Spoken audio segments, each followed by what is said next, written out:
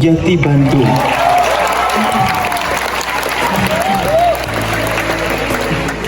Dan saya senang sekali berada di tengah-tengah teman-teman. Karena kenapa? Lantaran terasa sekali selain UIN-nya itu Bandungnya. Karena acaranya serius, walaupun ini acara di UIN, tapi terasa sangat kreatif. Apalagi ini perpaduan acara dari UIN dan Kemenak, tidak seharusnya sekreatif ini. Karena saya sering acara Kemenak di berbagai UIN, tapi ini seandainya tidak di UIN Bandung dengan sajian yang kreatif seperti tadi, mungkin kita akan bosan ya nunggu dari tadi. Ada sambutan, kemudian dan lain sebagainya. Tapi tadi ada tarian, kemudian ada teman-teman dari paduan suara, kemudian ini juga hostnya juga oke banget. Dan ini di antara satu sambutan ke sambutan lainnya itu ada tipis-tipis lagu kayak kita ikut arisan tuh. Iya kan, jeng gitu. Itu saya rasa di UIN Syarif Hidayatullah aja gak ada itu.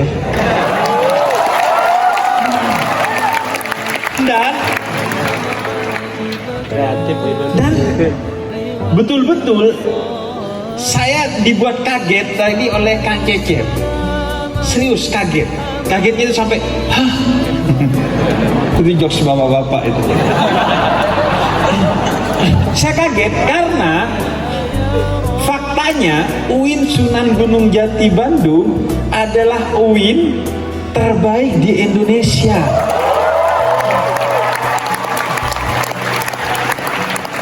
PTKIN nomor 1 nasional. Jadi UIN Jakarta kalah loh.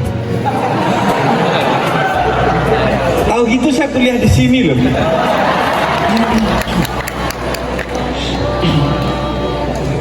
Dan yang kedua itu yang terasa juga sebagai UIN-nya. Kalau tadi kan Bandungnya, UIN-nya itu terasa yang pertama ketika masuk banyak cewek yalil-yalil.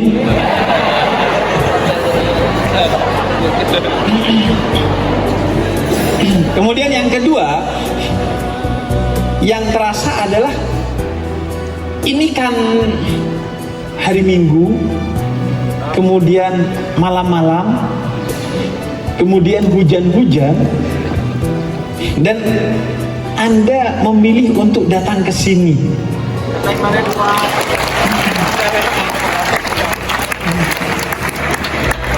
Jadi saya betul-betul ini mah gak usah tes DNA, saya Habib nih.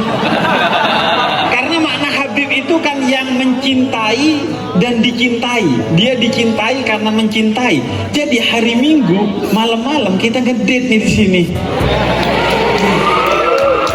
Ini cinta yang sejati.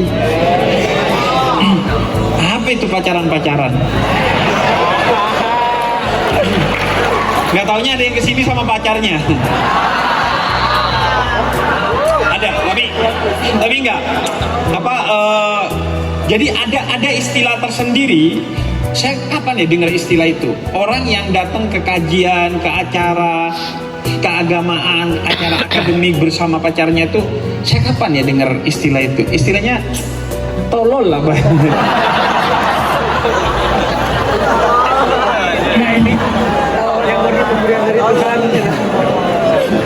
Jadi karena hujan itu nikmat bagi yang sudah menikah, karunia bagi yang jomblo, dan bencana bagi yang pacaran. Karena gak bisa kemana-mana dia. Bagi yang jomblo itu karunia, karena dia tidak bisa melihat pacaran orang di depan matanya. Bagi yang nikah tentu nikmat karena mereka serumah. Jadi saya menduga kenapa Anda di sini karena Anda jomblo. Ya, gitu. Tahu deh. Hujan-hujan gak punya pacar, kajian aja lah.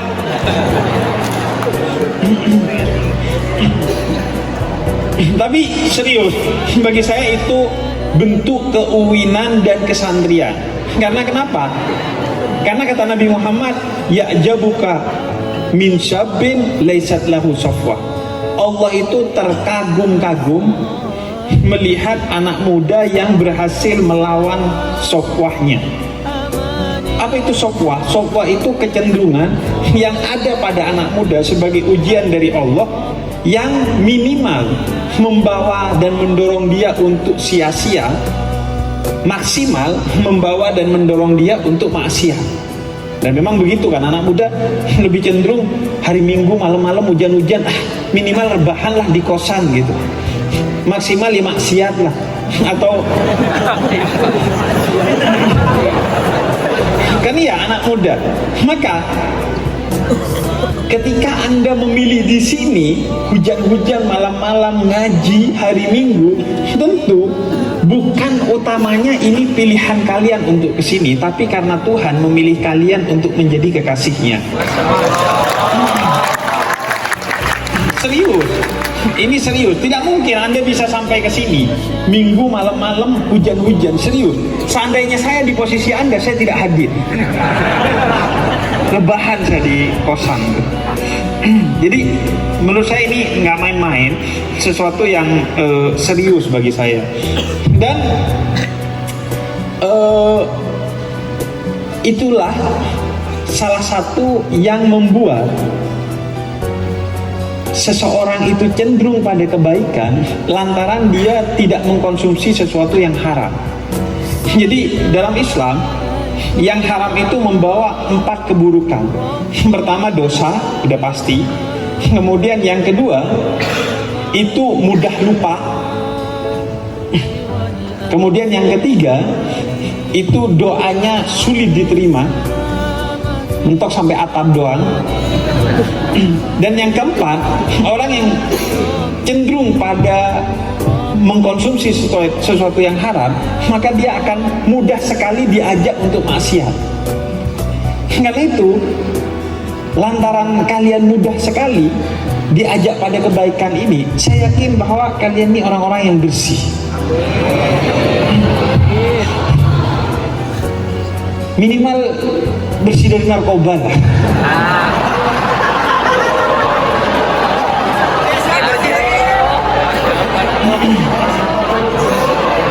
Saya itu, ini acara pertama saya setelah hari Jumat, dan sebelum acara ini saya selalu bangga kalau disebut sebagai bagian dari login. Sebelum ketemu hari Jumat siang. YTTA yang tahu-tahu aja.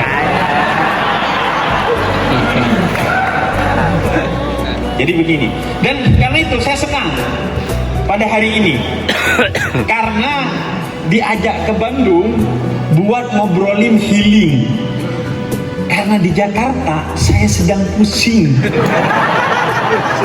dibikin pusing oleh saudara saya yang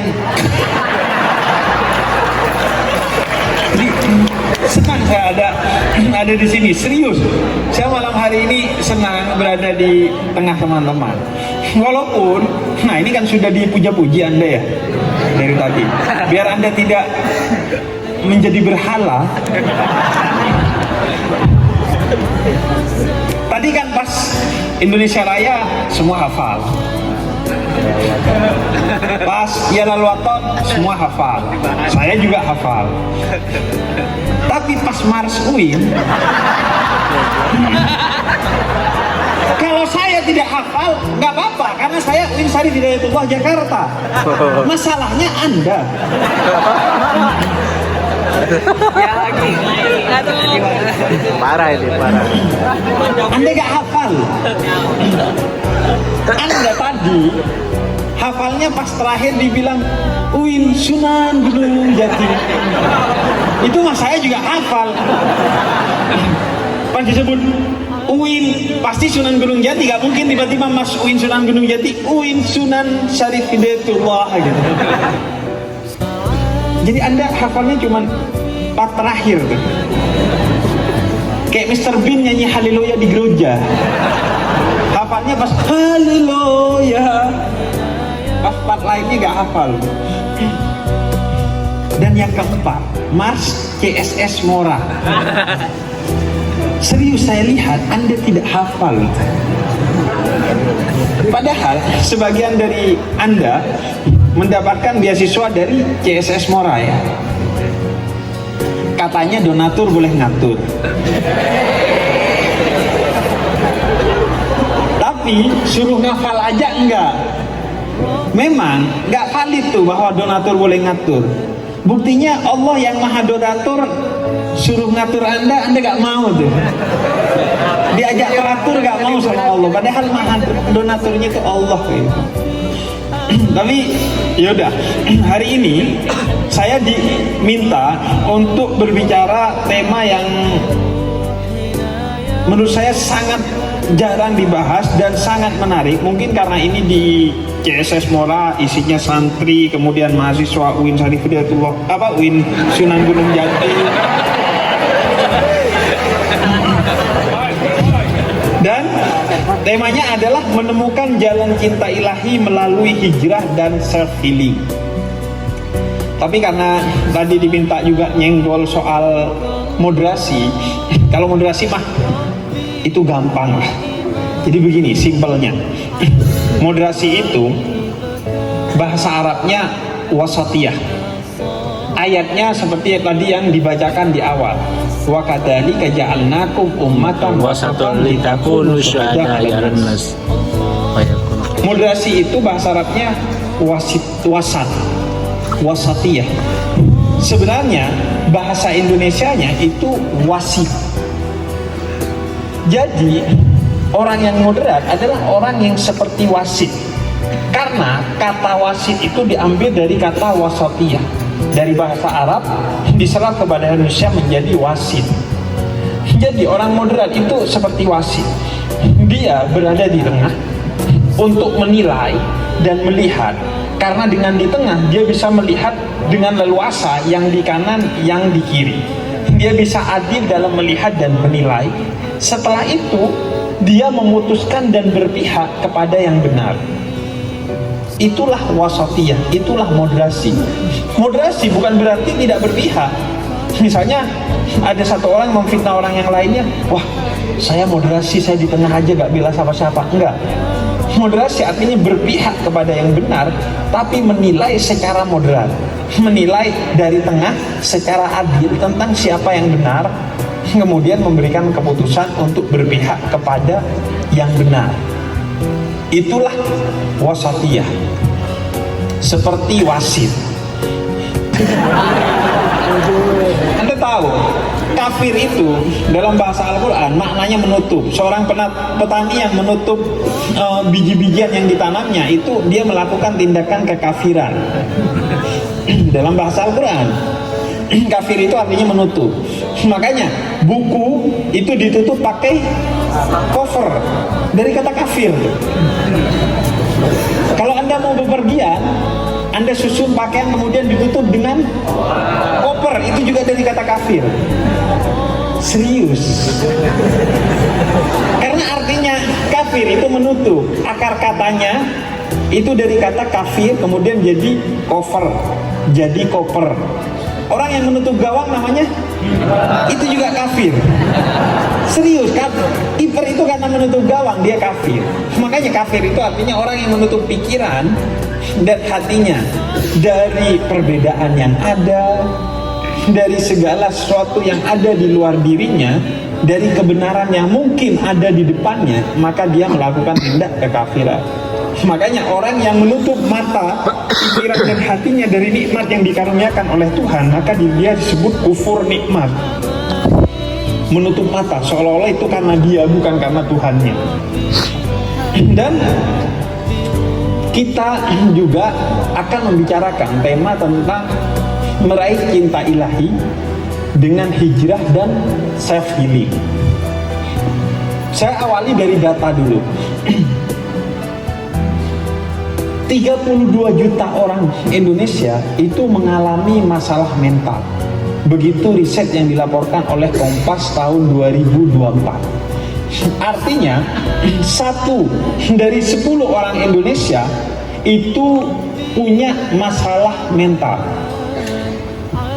Jadi 1, 2, 3, 4, 5, 6, 7, 8, 9 stres tuh. 1 dari 10 orang Indonesia itu punya masalah mental. Cuma mental itu belum menjadi concern bagi kita, apalagi generasi muslim, khususnya anak-anak UIN dan kalangan santri. Kenapa? Karena tidak kelihatan masalahnya, yang terlihat efeknya. Karena kita tidak aware terhadap kesehatan mental, kalau terlihat orang yang kelakuannya, omongannya aneh-aneh, disebutnya digendam, didukunin, disantet, kurang zikir, kurang sholat. Bukan dideteksi bahwa dia punya masalah mental. Padahal besar kemungkinan itu punya masalah mental. Karena 1 dari 10 orang Indonesia, 32% dari total penduduk Indonesia itu punya masalah mental. Masalahnya adalah kesadaran kesehatan mental itu belum tumbuh di masyarakat Indonesia, sehingga itu terus menjadi masalah yang bertubi-tubi, tidak pernah hilang, bahkan bertumbuh terus di kita.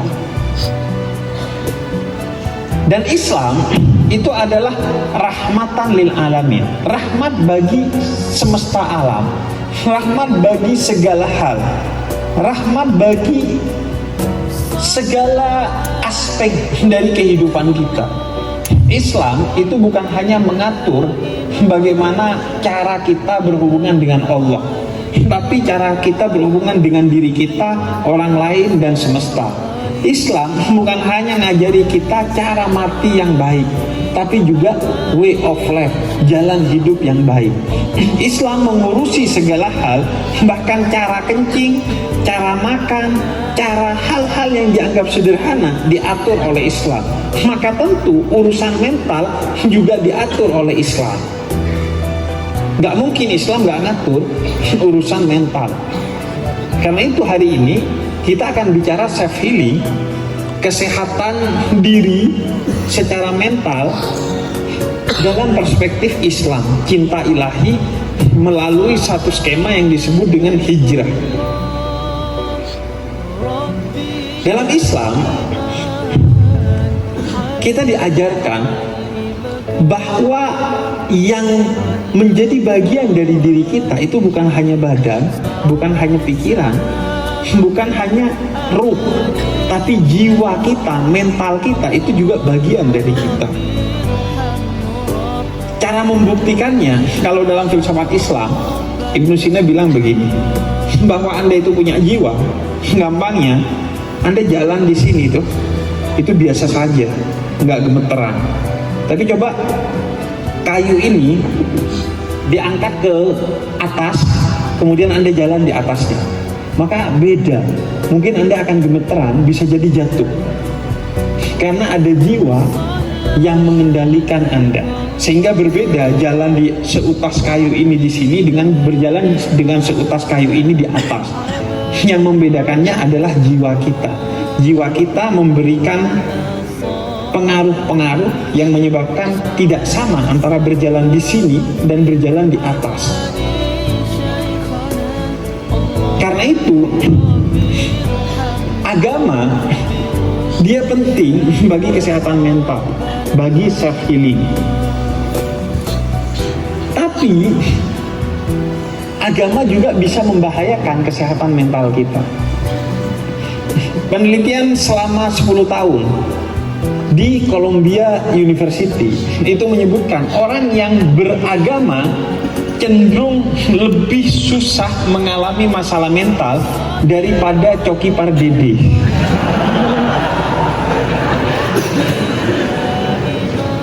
Daripada orang yang tidak beragama, apalagi tidak bertuhan. Tapi agama bisa menjadi sumber masalah mental. Maka yang membedakannya adalah bagaimana pola pandang dan cara kita beragama.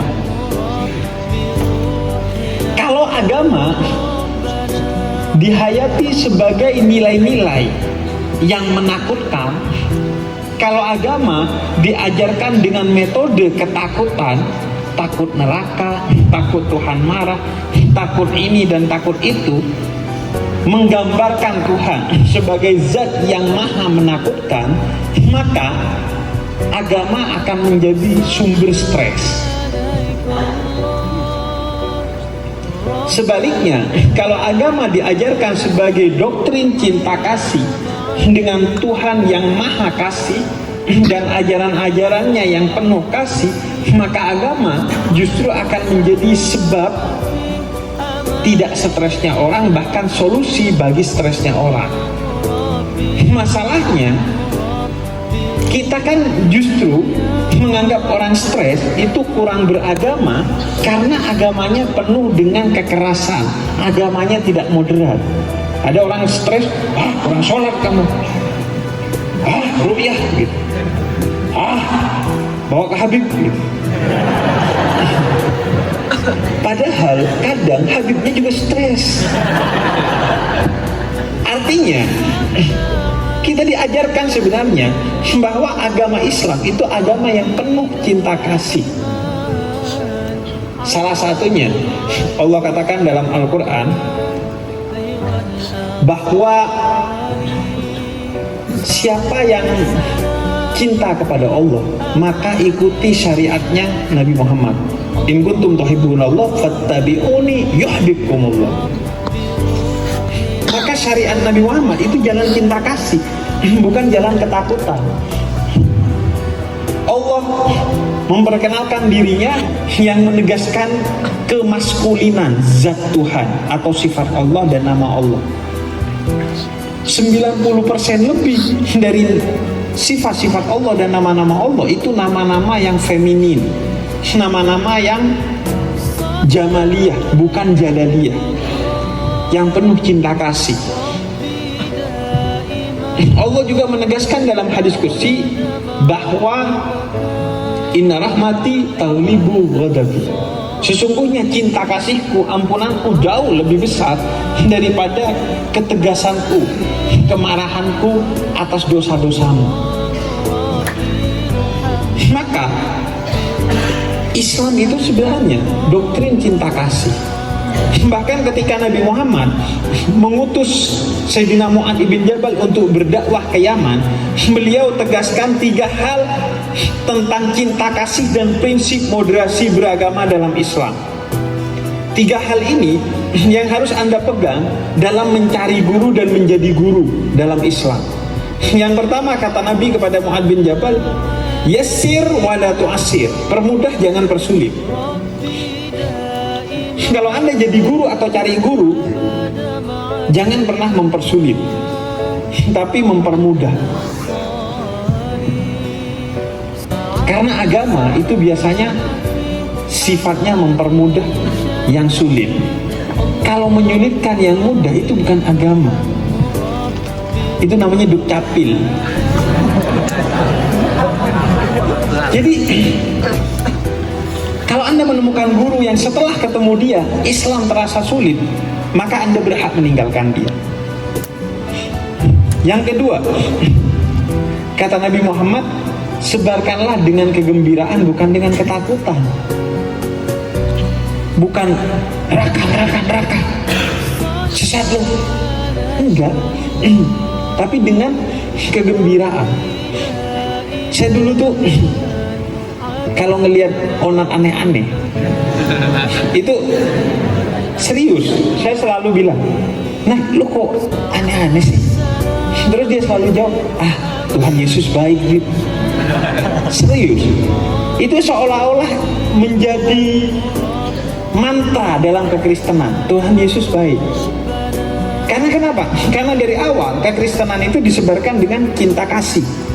Makanya kalau Anda belajar fenomenologi agama, biasanya yang disebut agama cinta kasih itu agama Kristen. Kalau Yahudi dan Islam itu disebutnya agama hukum, bukan agama cinta. Kalau Yahudi dan Islam itu disebutnya law oriented, agama yang berorientasi hukum. Tapi kalau Kristen, agama yang berorientasi kasih, love oriented. Nah, yang ketiga, yang mengaku Islam tapi dia suka mencerai-beraikan orang lain, menjelekkan kelompok sana, membenarkan kelompok sini, mengkafirkan, menyesatkan kelompok sana, membid'ahkan kelompok sana, membenarkan kelompoknya sendiri, maka Anda berhak lari dari ideologi itu. Anda berhak meninggalkan guru itu. Karena begitulah kata Nabi Muhammad, Islam itu agama yang cinta kasih. Kalau agama Islam kita pahami dan kita ajarkan sebagai nilai-nilai cinta, maka ia justru menjadi solusi atas masalah mental. Tapi banyak orang yang sakit mental, kena mental karena Islam, karena agama. Berapa banyak orang yang baik-baik aja, tapi setelah masuk pesantren jadi bermasalah. Berapa banyak orang yang pas mabok santai orangnya, justru pas hijrah jadi kayak orang gila, jadi aneh kelakuannya. Maka Viktor Frankl, salah seorang psikolog kontemporer, dia membuat satu teori yang disebut dengan logoterapi. Dia bilang bahwa agama bisa menjadi bagian dari penyelesaian masalah mental asalkan memang treatmentnya agama yang penuh cinta kasih. Maka di sanalah pentingnya moderasi untuk self healing.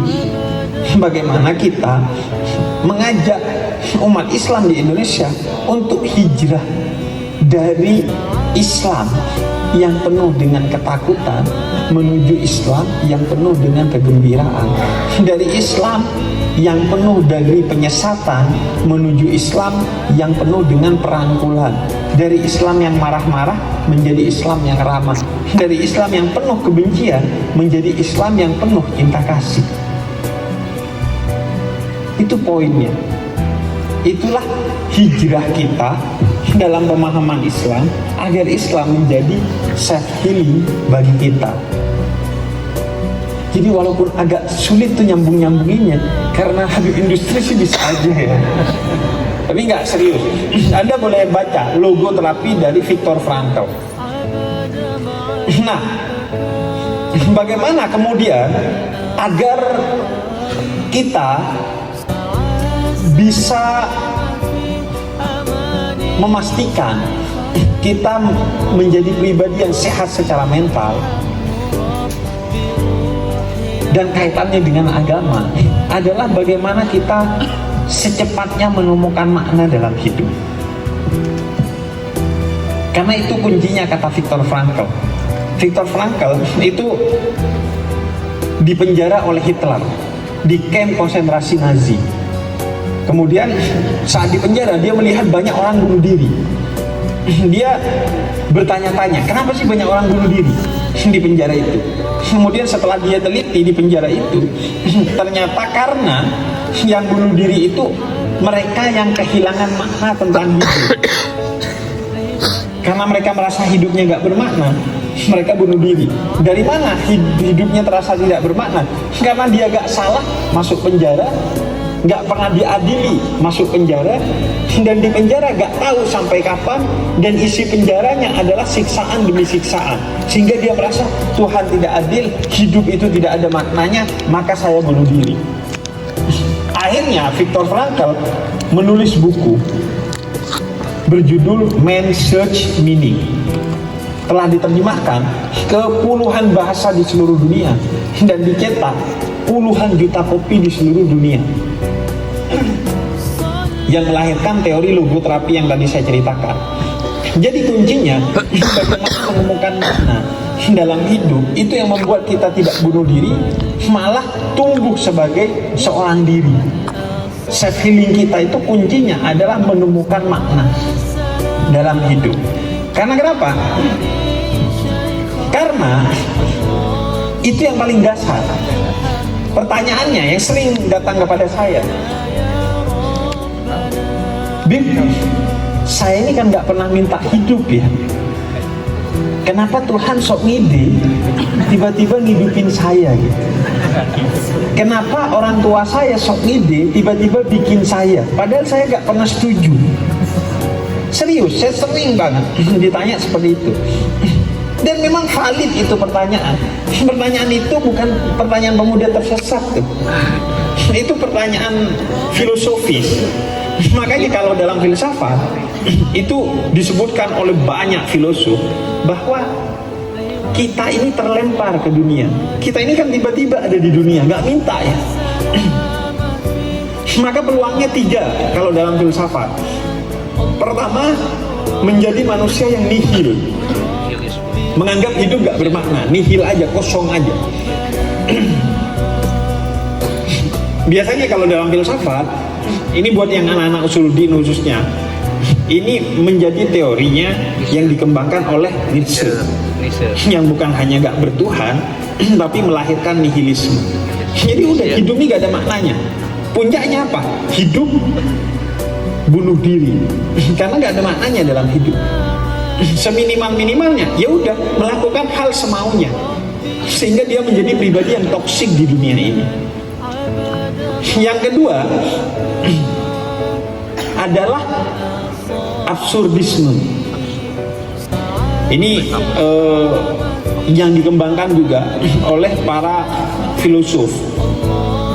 Salah satu yang paling populer adalah Albert Camus. Tulisannya Albert Camus. Dia mengembangkan teori absurditas, bahwa hidup ini gak bermakna. Tapi karena kita kadung hidup, maka mari cari makna untuk diri kita sendiri aja. Akhirnya dia fokus kepada pemaknaan dirinya aja, gak peduli dengan dunia, sehingga melahirkan pribadi yang egois. Fir'aun 5.0, egois aja, pokoknya yang penting saya senang, gak peduli ke orang lain. Yang ketiga adalah kebertuhanan, keberimanan. Bukan mengeluh bahwa kenapa kita diciptakan, tapi bertanya apa makna dari penciptaan ini. Kalau Anda tiba-tiba ada di tengah-tengah perahu, di tengah samudra, yang bisa Anda lakukan adalah mencari tahu kenapa saya ada di sini, dari mana saya berasal, dan mau kemana saya. Itulah makna hidup yang bikin kita hidup sebaik-baiknya. Itulah yang dikembangkan oleh Viktor Frankl dalam psikologi, kemudian banyak filosof muslim, dan tentunya dalam doktrin agama Islam dan agama-agama lainnya sebenarnya. Bagaimana memaknai hidup. Dan karena itu kuncinya adalah self healing kita, bagaimana kita memaknai hidup ini dari hidup yang apa adanya menjadi hidup yang ada apanya. Harus ada sesuatu yang menjadi isi dari hidup kita. Itulah makna hijrah.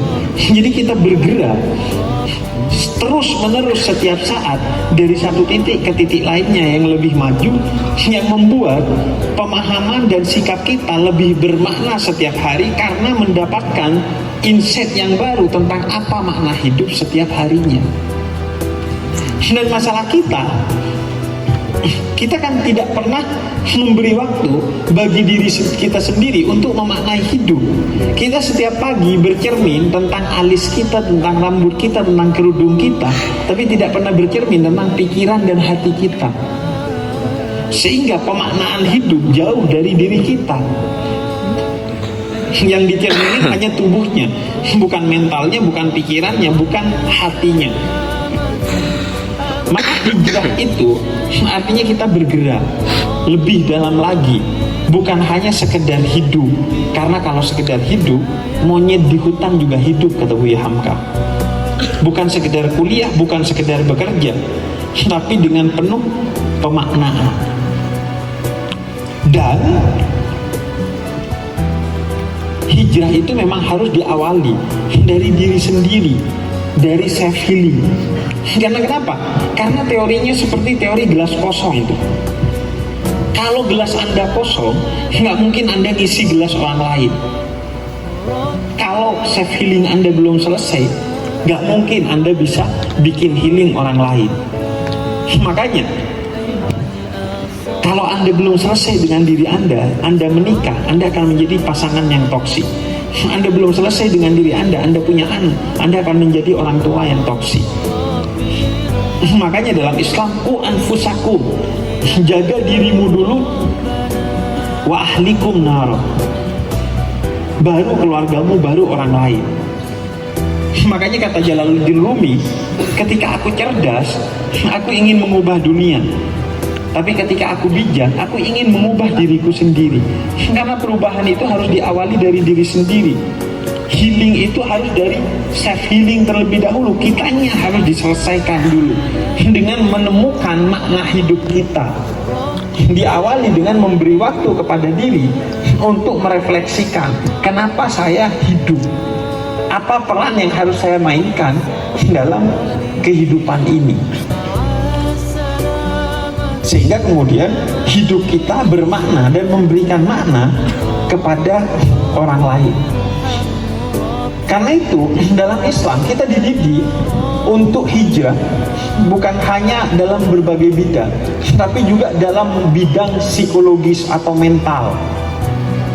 Bagaimana hijrah menuju nafsul mutmainnah, menuju jiwa yang tenang, jiwa yang damai.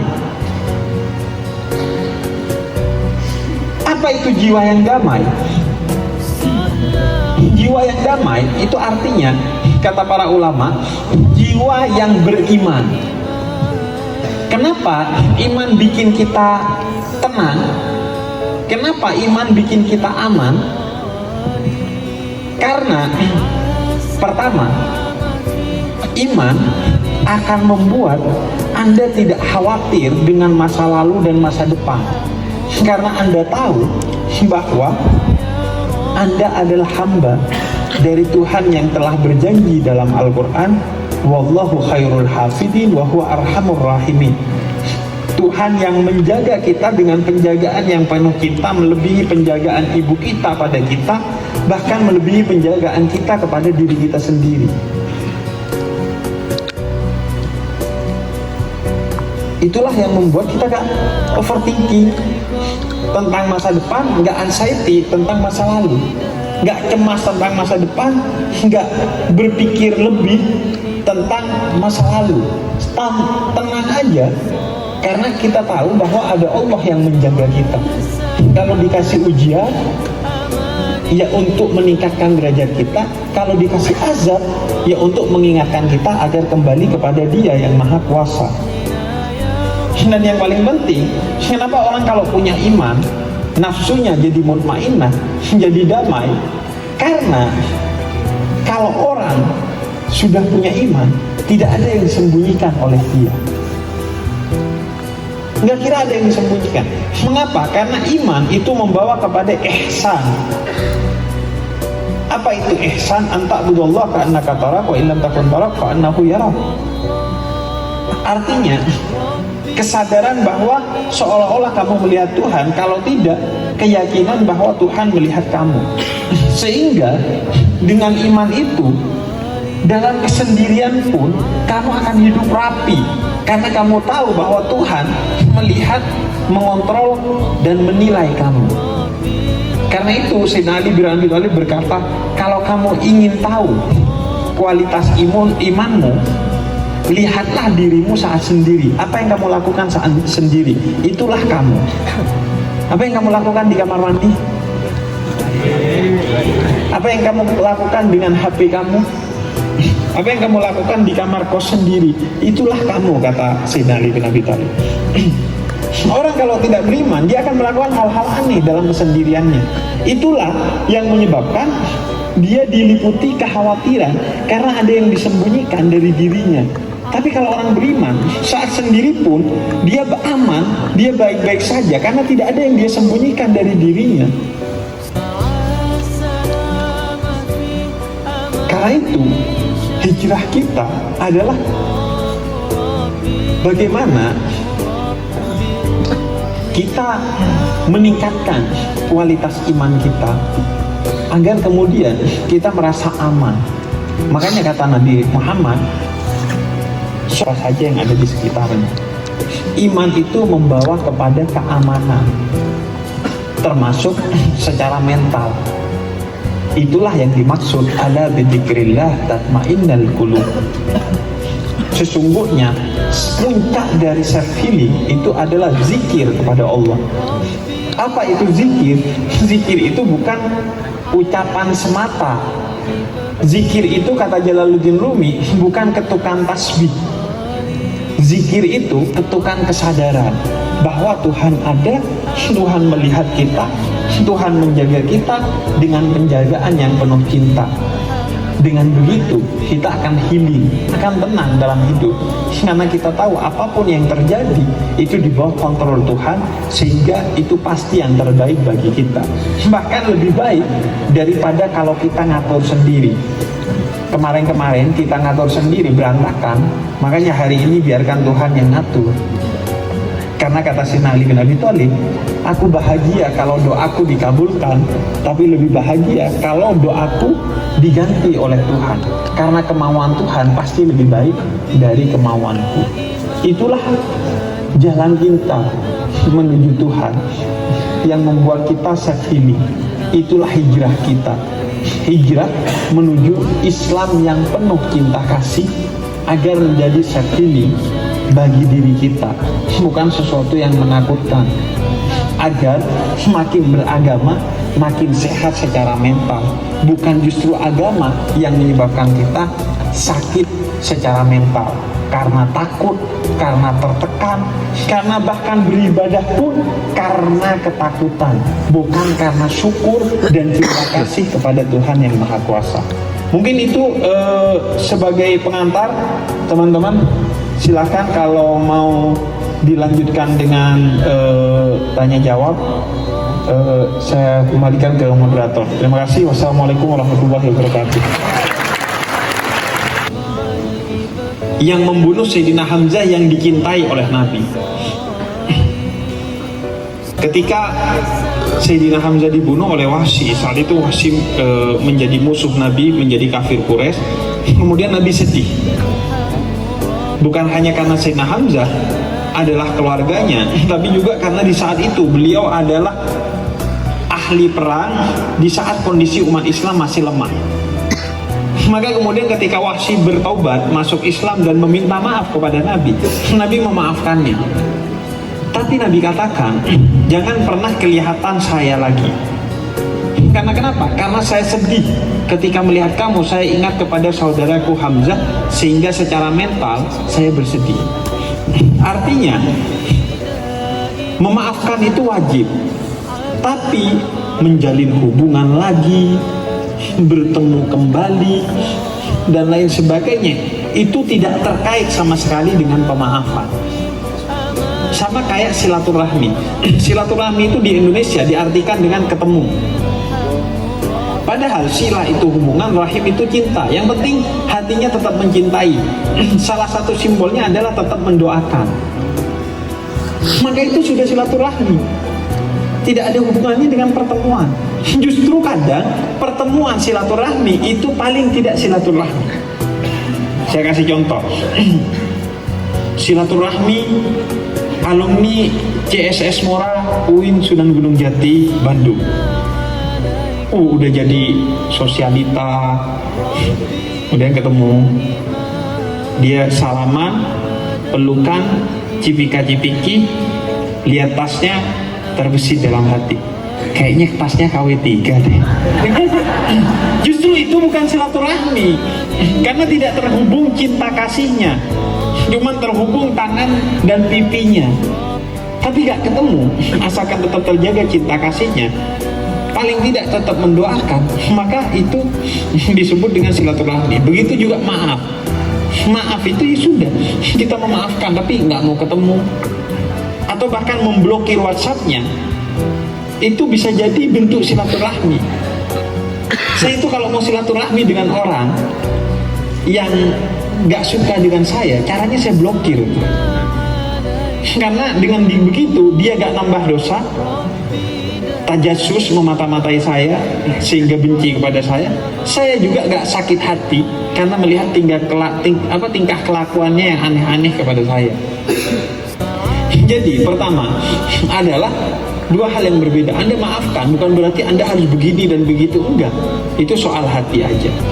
Kalau soal ikhlas, saya selalu bilang begini, ikhlas itu dari kata khalas. Khalas itu artinya murni untuk Allah. Tambahan alif di depannya membuat upaya untuk memurnikan kepada Allah. Jadi upaya untuk ikhlas itu adalah ikhlas tersendiri. Yang penting kita berupaya untuk membersihkan hati dari selain Allah atas semua kebaikan yang kita lakukan. Kalau Quran contoh, sebenarnya nggak perlu saya yang ngomong, nggak perlu edukasi secara kognitif dengan saya ngomong pada malam hari ini. Tapi setiap hari ada edukasi afektif, edukasi melalui sikap yang hampir setiap kita setiap hari mempelajari tentang ilmu ikhlas itu, bahkan menjalankan momen paling ikhlas dalam hidup kita.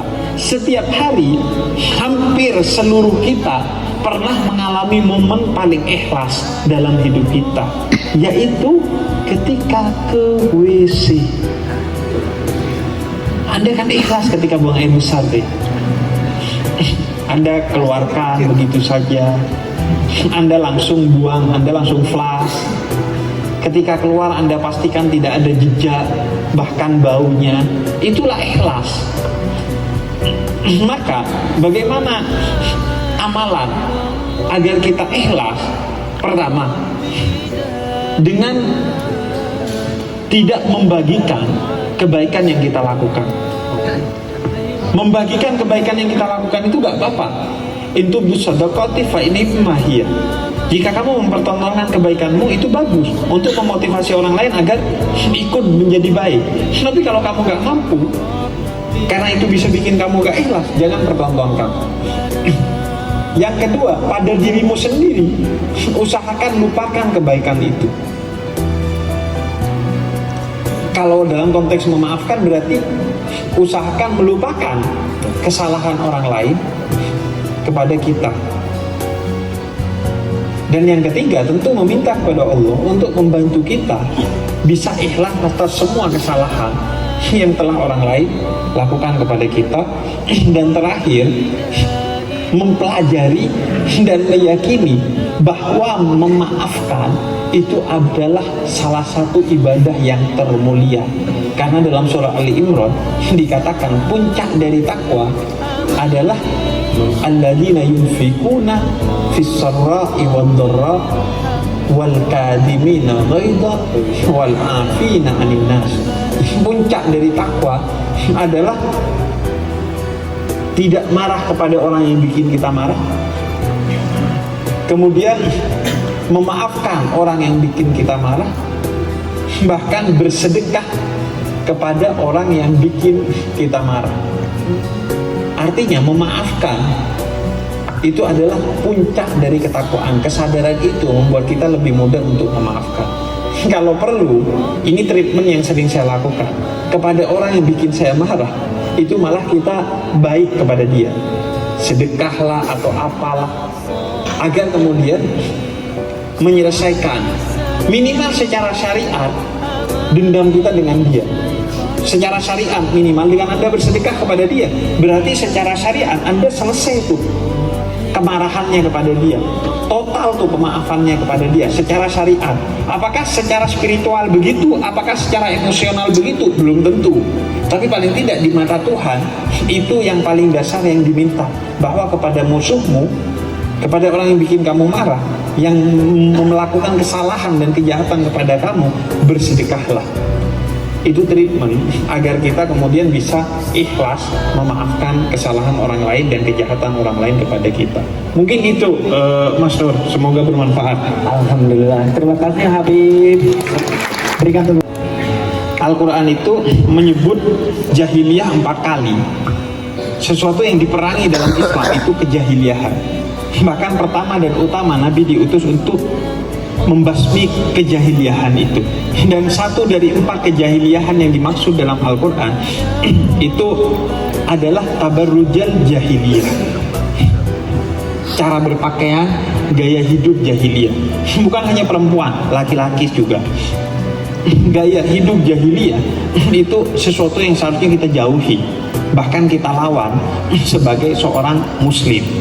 Bagaimana kita membangun way of life, jalan hidup, gaya hidup baru yang itu diajarkan oleh Nabi Muhammad tanpa kita ketinggalan fashion, tanpa kita ketinggalan zaman. Karena Nabi juga pernah menegur salah seorang sahabatnya yang fashionnya jelek tuh.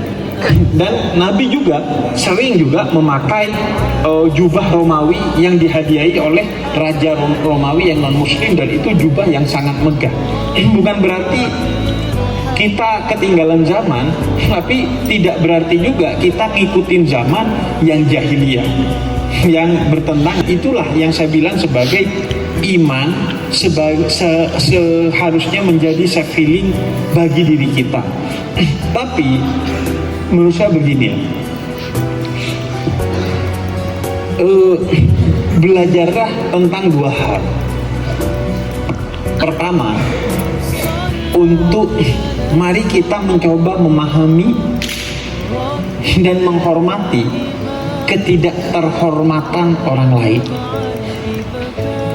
Mari kita belajar untuk memahami dan menghormati spiritual journey orang lain dalam ketidakterhormatannya.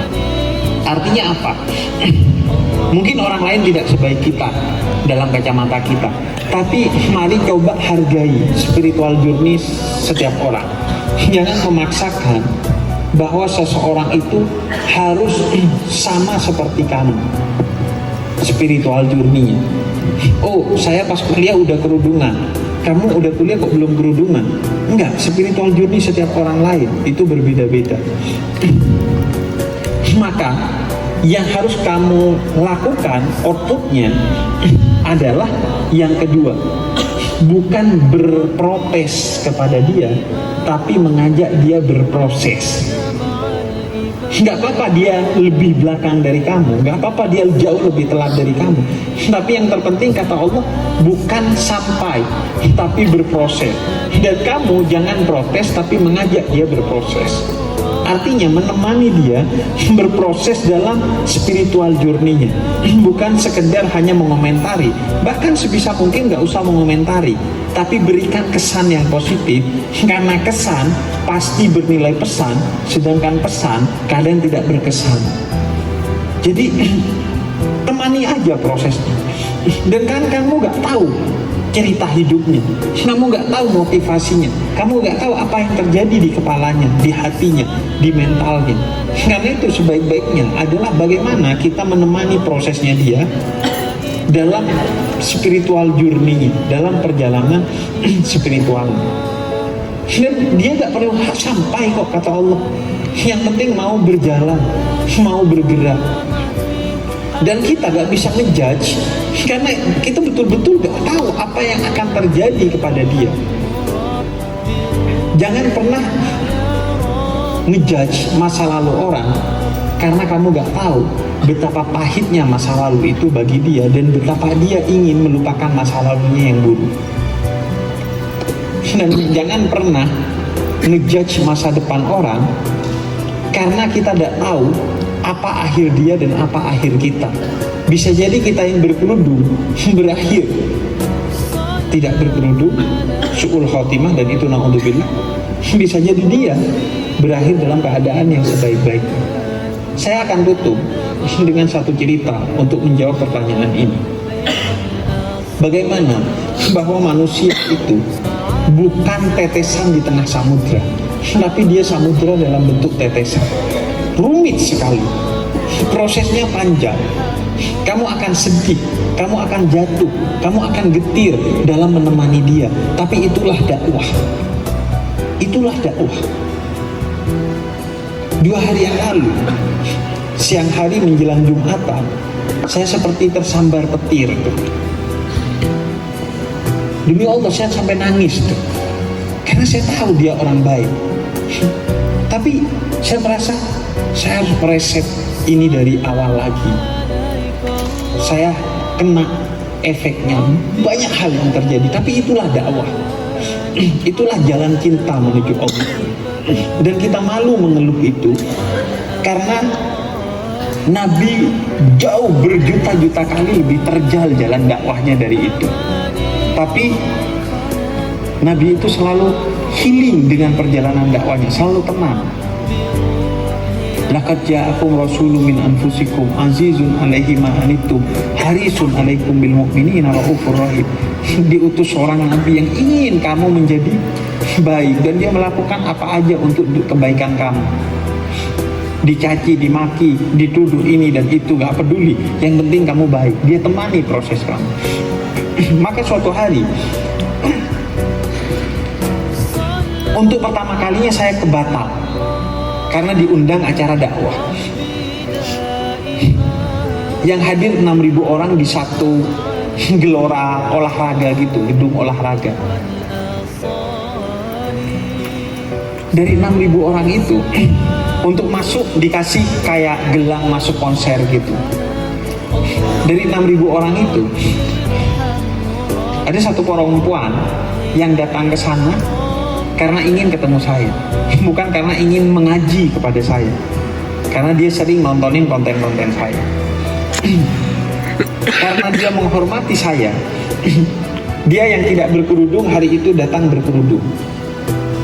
Dia naik sepeda motor datang ke gelora gedung olahraga itu dalam keadaan berkerudung. Kemudian entah kenapa hari itu saya mengawali dakwah saya dengan sholat maghrib berjamaah, kemudian sholawatan, nunggu isya, kemudian sholat isya berjamaah. Kemudian setelah itu karena pertanyaan banyak tentang taubat, saya bahas tentang taubat dan saya tutup dengan muhasabah diri, taubat bersama. Jam 10 malam acara selesai, perempuan ini pulang. Di salah satu perempatan jebret, dia kepleset, jatuh dan meninggal di tempat. Esoknya saya dapat kabar, sebelum ke bandara dikabari bahwa perempuan yang ikut mengaji bersama saya meninggal. Saya datang ke rumahnya, yang dikatakan oleh ibunya dan ayahnya bukan innalillah, tapi alhamdulillah. Karena kenapa? Karena katanya untuk malam hari itu pertama kalinya anak saya memakai kerudung dalam hidupnya. Dia mungkin bukan wanita yang baik, kata ayahnya, tapi saya bangga karena dia mati dalam keadaan terbaik, menyelesaikan pekerjaan utamanya di malam itu, sholat maghrib dan sholat isya, ikut mengaji dan sholawatan, bertaubat kepada Allah, dan pulang dalam keadaan kecelakaan saat dia berpakaian dengan pakaian terbaik, yaitu berkerudung, dan masih menempel gelang kajian di tangannya. Semoga gelang kajian itu menjadi semacam barcode untuk dia masuk surga. Amin. Jadi kita betul-betul nggak tahu, teman-teman. Semuanya itu menjadi rumit, semuanya itu menjadi sulit untuk diurai, sulit untuk dihakimi, sulit untuk dijudge, sulit untuk diapa-apakan. Yang bisa kita lakukan adalah terus optimis dan berusaha menemani siapa saja untuk berproses, untuk menjadi pribadi lebih baik, tanpa merasa kita lebih baik dan tanpa ngejudge siapapun bahwa dia tidak baik dan tidak lebih baik dari kita. Saya rasa itu yang bisa kita lakukan sebagai hamba Tuhan yang Maha Kuasa. Hanya itu, terus optimis, terus berjalan agar semua orang menjadi lebih baik setiap harinya. Itu bagi saya makna dari hijrah yang kita sharingkan pada malam hari ini. Itu semoga bermanfaat.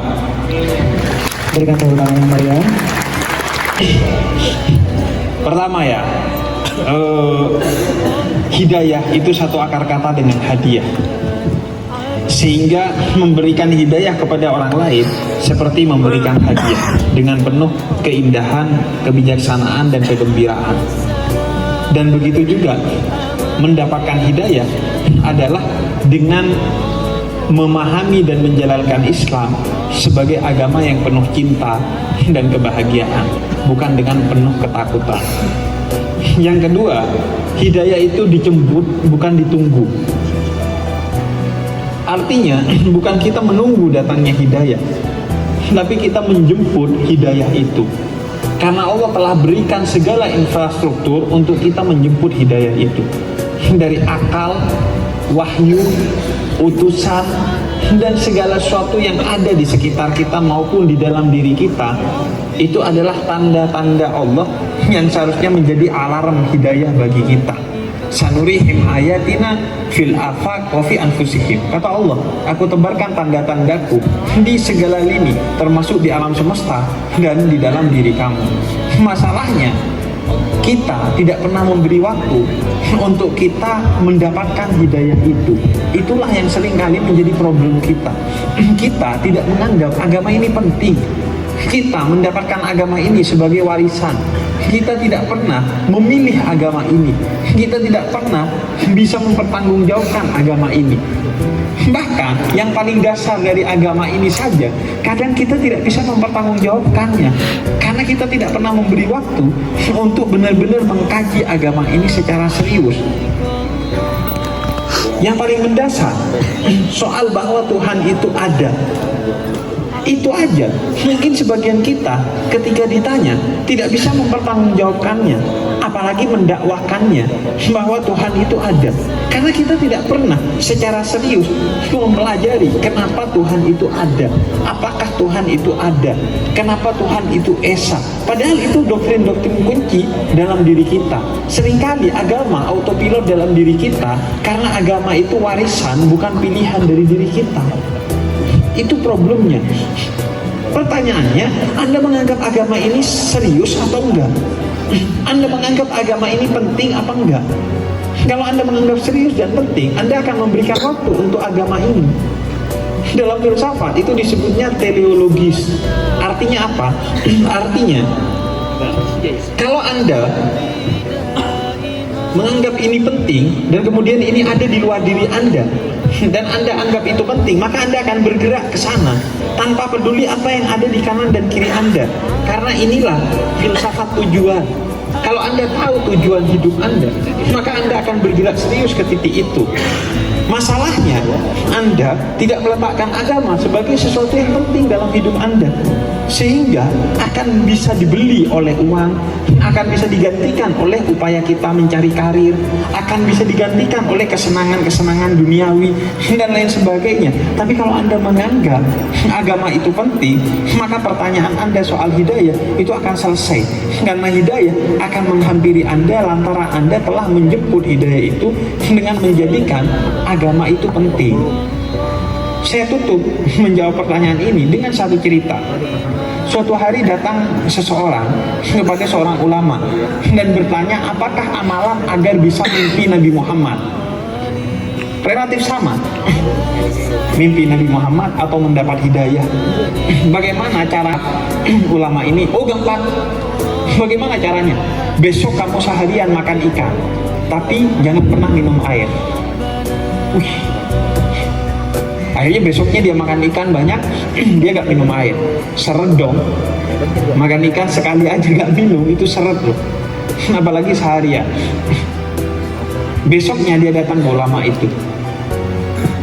Gimana? Saya gak mimpi Rasul. Katanya suruh makan ikan gak boleh minum, saya mimpi Rasul. Terus mimpi kamu apa? Saya malah mimpi kebanjiran. Saya mimpi air, saya minum air terus, walaupun itu air banjir.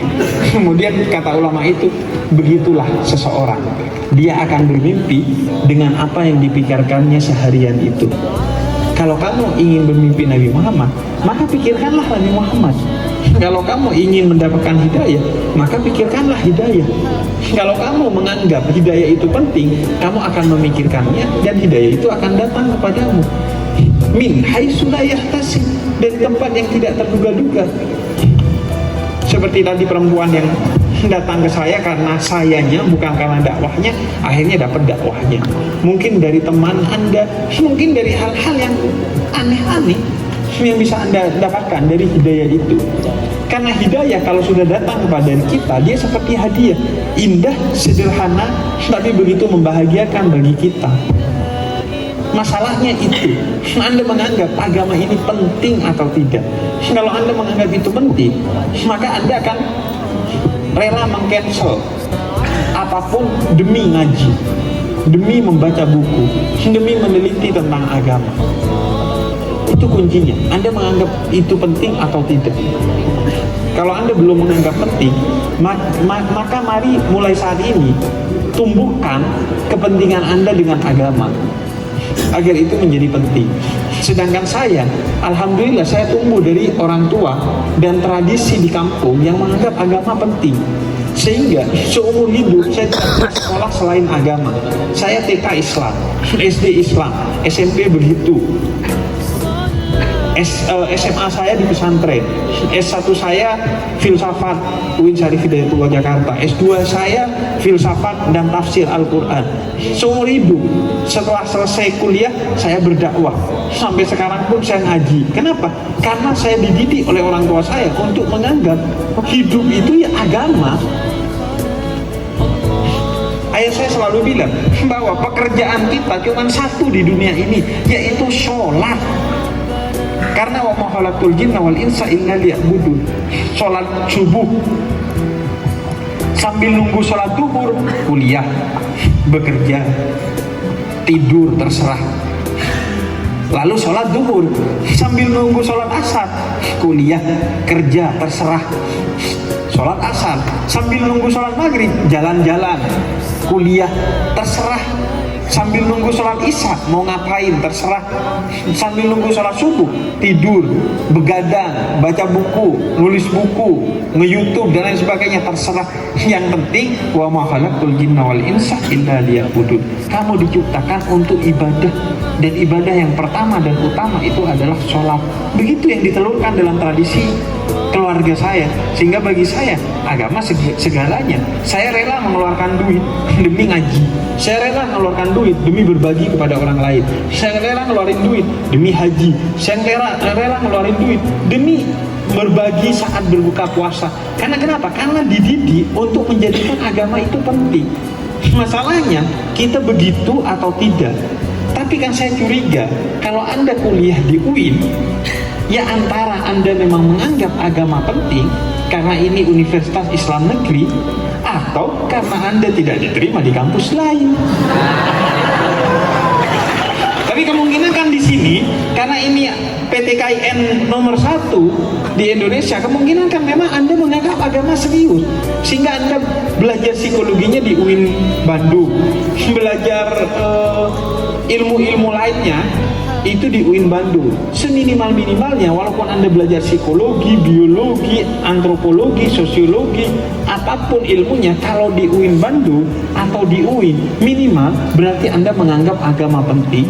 Sehingga jangan sia-siakan waktu ini, kecuali untuk memperkuat nilai keagamaan Anda. Karena setelah Anda keluar dari UIN, Anda menikah, Anda punya anak, Anda begini dan begitu, semakin Anda gak punya kontrol dan waktu untuk Anda mendisiplinkan diri Anda belajar agama. Karena itu teman-teman, saya izin kalau saya bermanfaat hari ini adalah memberikan insight kepada Anda. Jangan sia-siakan waktu Anda saat kuliah ini untuk mencari hal-hal yang prinsip, makna dalam hidup Anda, yang bagi saya itu adalah agama. Karena setelah ini hidup Anda akan pusing, serius.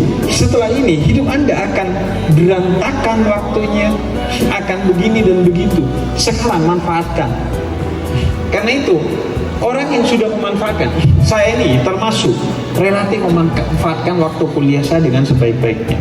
Saya sehari itu bisa menulis 40 isai ketika saya kuliah. Serius, karena saya penulis. Karena saya punya ambisi untuk bisa menulis di Kompas, di majalah Tempo dan lain sebagainya. Saya menghabiskan waktu saya menulis dan membaca. Total buku saya sekarang itu ada 17.000 buku. Kalau itu jadi perpus, itu jadi perpus terbaik, perpus pribadi terbaik mungkin, dengan koleksi terbanyak.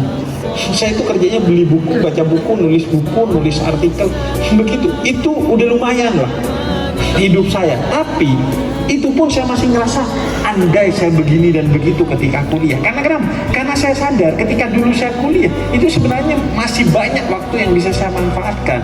Kenapa? Karena saya tahunya sekarang bahwa ternyata hidup saya susah nyari waktu untuk ngaji dan lain sebagainya. Dan itu baru terasa kalau udah tiada.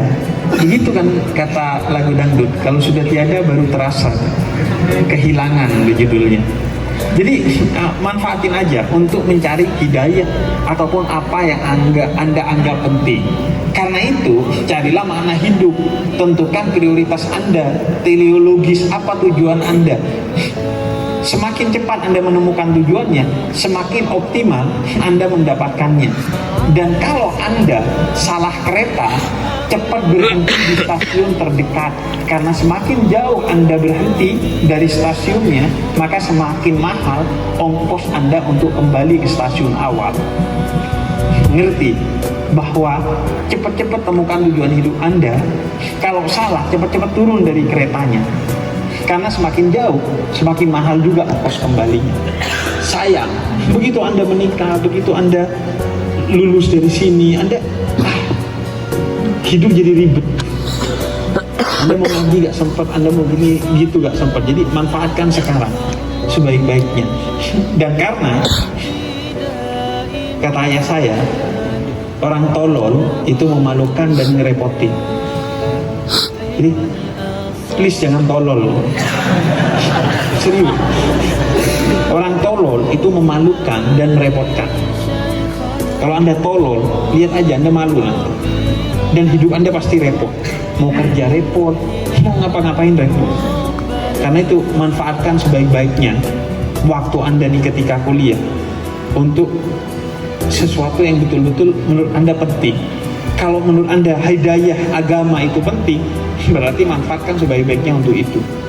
Atau yang lainnya menurut Anda penting, lakukan itu untuk mendapatkan itu sekarang, jangan nantikan. Sekarang adalah waktu terbaik dalam hidup Anda. Terima kasih. Berikan tepuk tangan yang meriah. Yang jelas Anda miliki adalah diri Anda.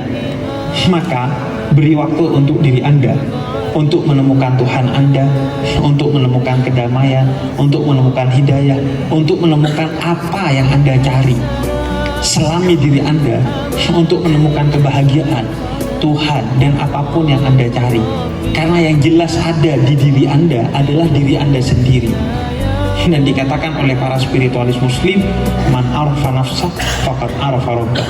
Siapa yang mengenali dirinya, dia akan menemukan Tuhannya. Kalau Tuhan saja bisa ditemukan dalam diri Anda, apalagi yang lainnya.